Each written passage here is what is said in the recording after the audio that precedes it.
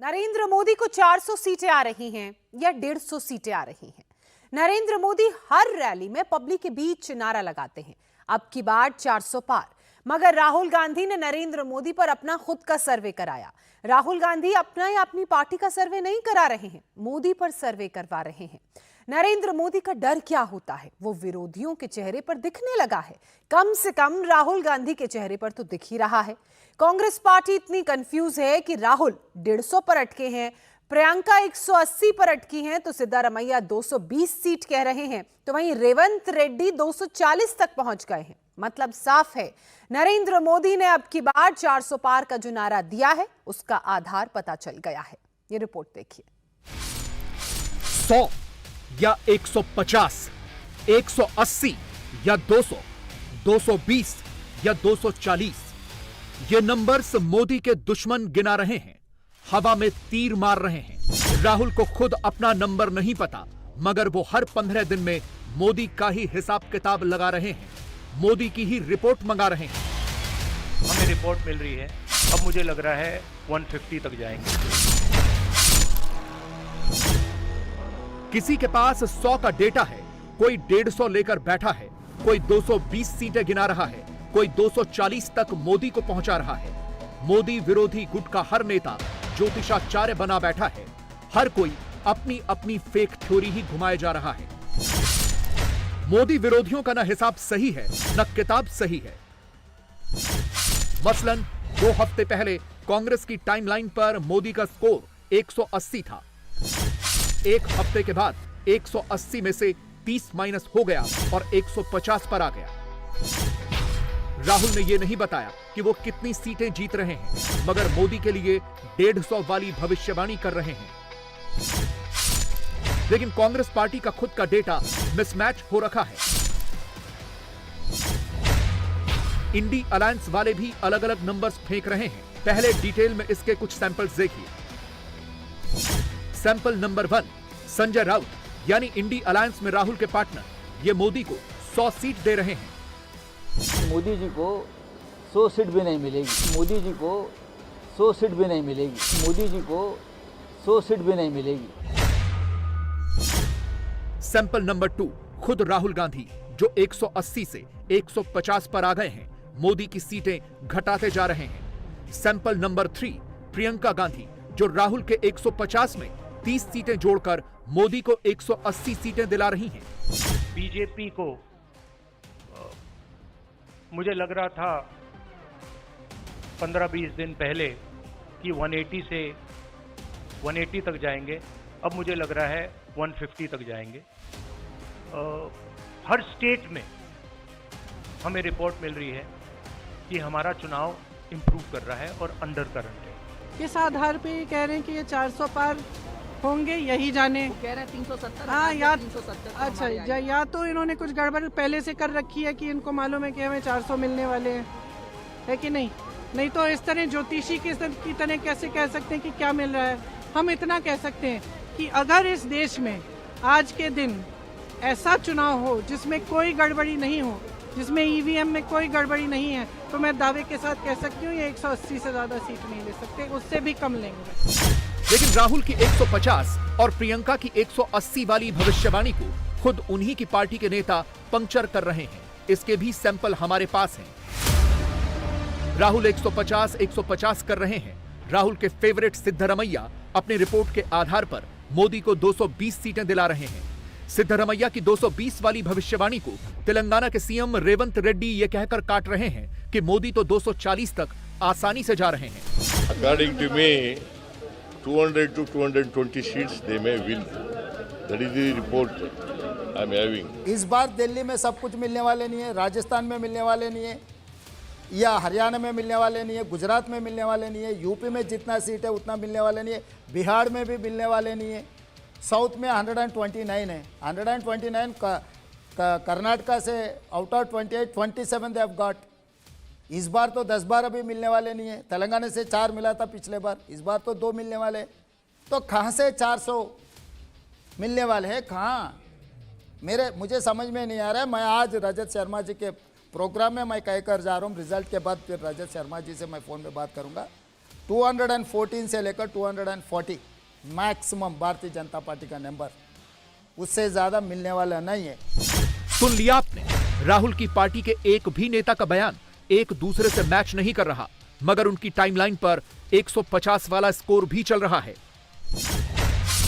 180 वाला नंबर भी घूम रहा है। यानी जो मोदी को तरह तरह के नंबर्स बांट रहे हैं, वो खुद ही कंफ्यूज हुए बैठे हैं। बस YouTube पर इस तरह के थंबनेल लगाकर, कैप्शन चिपकाकर मोदी को कितनी सीटें मिल रही हैं, ये वाला खेल खेल रहे हैं। राहुल अपनी पार्टी का सर्वे तो नहीं करा रहे, हां मोदी की पार्टी का सर्वे जरूर करा रहे हैं, उसमें भी उल्टे पुल्टे नंबर्स ही गिना रहे हैं।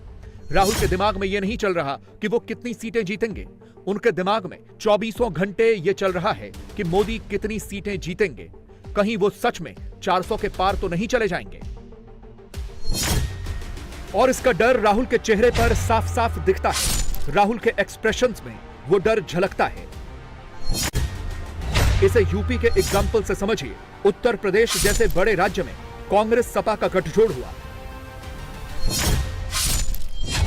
यूपी के दो लड़कों की जोड़ी एक दिन रोड शो में साथ साथ दिखे, फिर गायब हो गए।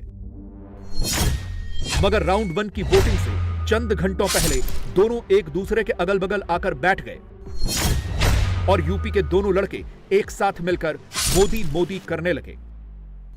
आरएसएस और बीजेपी जो संविधान है, लोकतांत्रिक सिस्टम है, उसको खत्म करने की कोशिश कर रही है। कभी प्रधानमंत्री समुद्र के नीचे चले जाते हैं, कभी आसमान में सी प्लेन पे चले जाते हैं, मगर जो मुद्दे हैं उनके बारे में ना प्रधानमंत्री ना बीजेपी बात करती। कोई फर्क नहीं पड़ने वाला है, क्योंकि पूरा देश जानता है कि प्रधानमंत्री भ्रष्टाचार के चैंपियन है। इस बार भारतीय जनता पार्टी को गाजियाबाद से लेकर के गाजीपुर तक इंडिया गठबंधन सफाया करने का काम करेगा।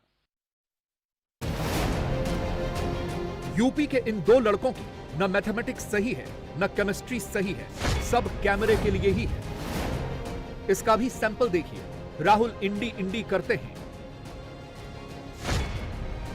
अखिलेश उन्हीं के सामने पीडीए वाला टेप ऑन कर देते हैं। इंडिया गठबंधन कांग्रेस पार्टी संविधान को, लोकतंत्र को डिफेंड करने की कोशिश कर रही है, उसकी रक्षा कर रही है। एनडीए को पीडीए हराने जा रहा है।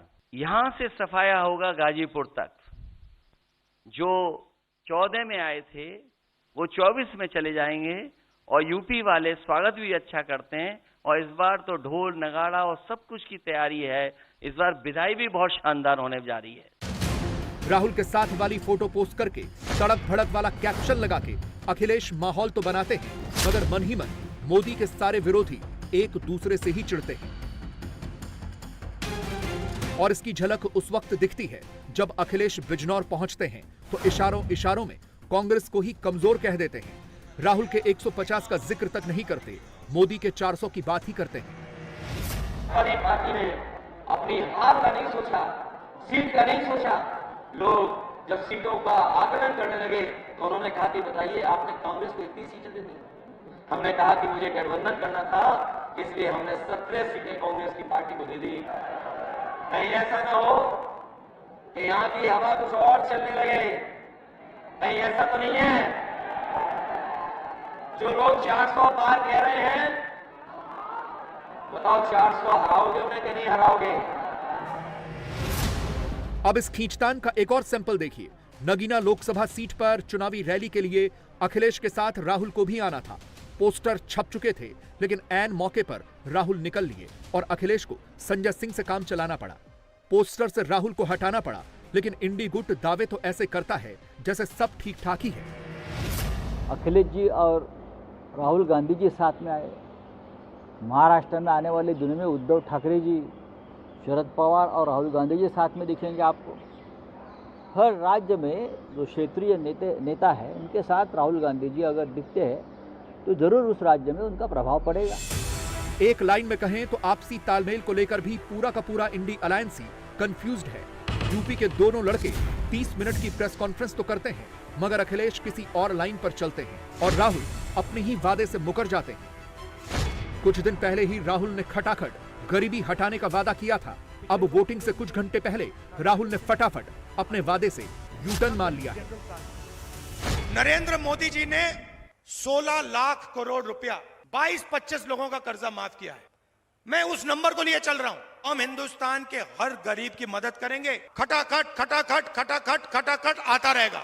आपने जो गरीबी को एक झटके में मिटाने की बात की, देखिए ये कोई नहीं कह रहा है कि गरीबी को एक झटके में मिटाया जाएगा। हम ये कह रहे हैं कि